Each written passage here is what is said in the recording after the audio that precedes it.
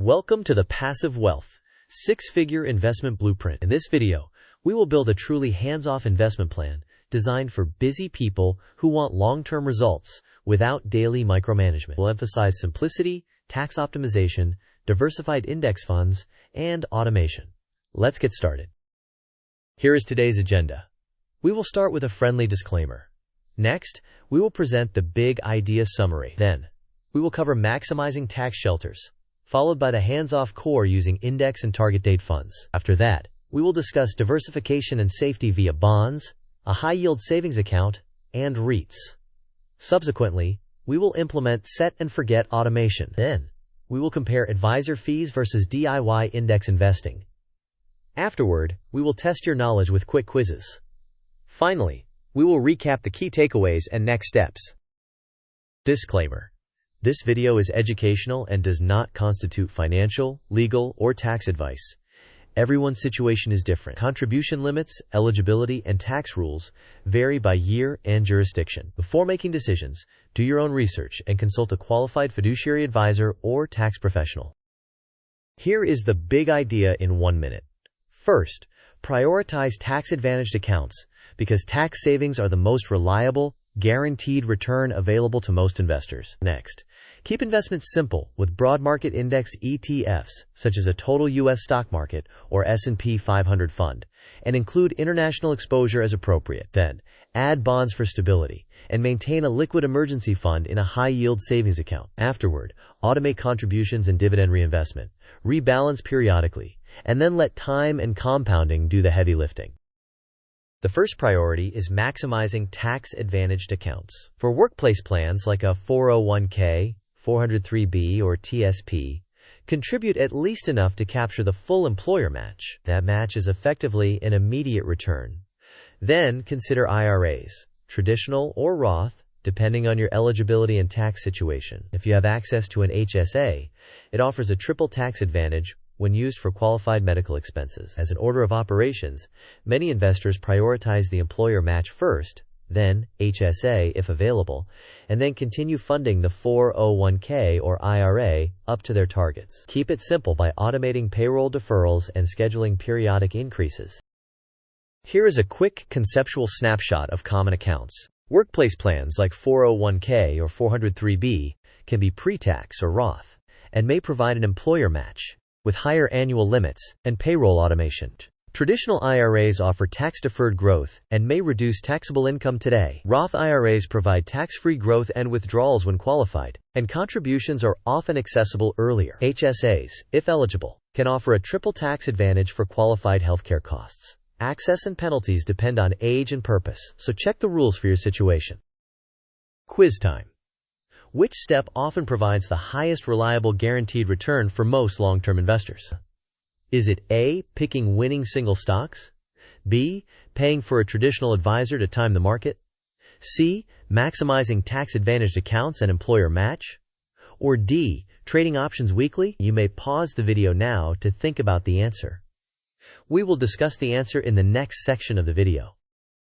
The correct answer is C. Maximizing tax-advantaged accounts and capturing the employer match can provide a reliable return, independent of market timing, and compound meaningfully over time. Your hands-off core can be built with broad market index ETFs, a total U.S. market or S&P 500 fund for domestic exposure, plus an international fund for global diversification. Add a bond fund to reduce volatility and provide ballast. Alternatively, a single target date fund can automate a glide path, shifting from stocks to bonds as you approach retirement. Keep fees low because every basis point you save increases your long-term compounding. Here is a sample simple allocation using a 3-fund approach: 60% U.S. total stock, 20% international, and 20% investment-grade bonds. Adjust the bond percentage based on your risk tolerance and time horizon. Consistency matters more than precision. Avoid making frequent allocation changes. Now, automate.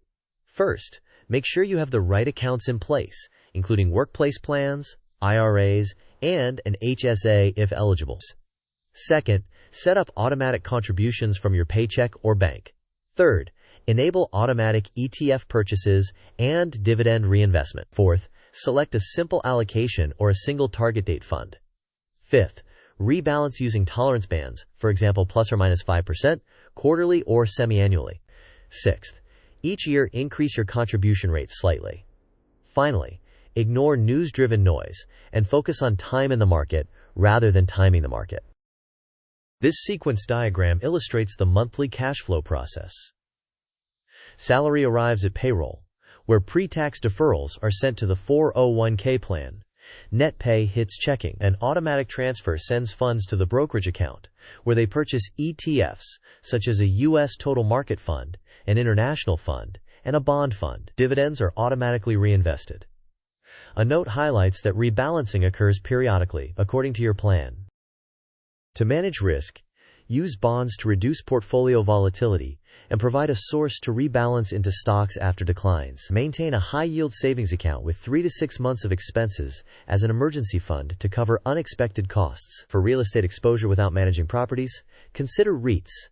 Keep speculative positions minimal or avoid them entirely. Reassess your risk only when your personal circumstances change rather than reacting to market fluctuations. On the left, traditional high-fee advisors may charge around 1% of assets under management, which can translate into tens of thousands of dollars over a decade. They may also introduce complexity without reliably improving outcomes, and market timing has a poor track record. On the right, do-it-yourself low-cost indexing leverages minimal expense ratios, a simple rules-based approach, and scalability. You keep more of your returns, which enhances compounding. Second quiz.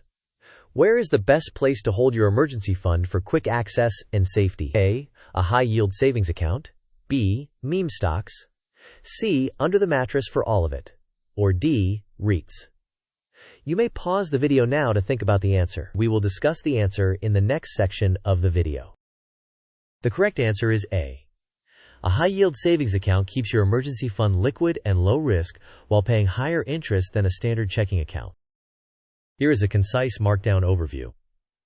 The 3 core building blocks are a U.S. stock fund, an international stock fund, and a bond fund. A simple example allocation is 60% U.S., 20% international, and 20% bonds, with rebalancing if any allocation drifts plus or minus 5%.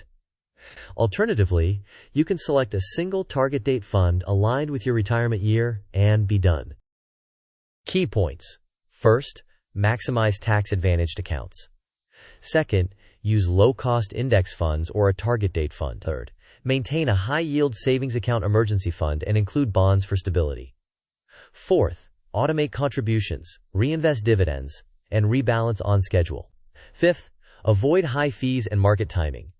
Staying invested over time is the winning strategy. To move forward, audit your benefits and ensure you are capturing the employer match. Automate contributions into tax-advantaged accounts. Select a simple 3-fund allocation or a single target date fund.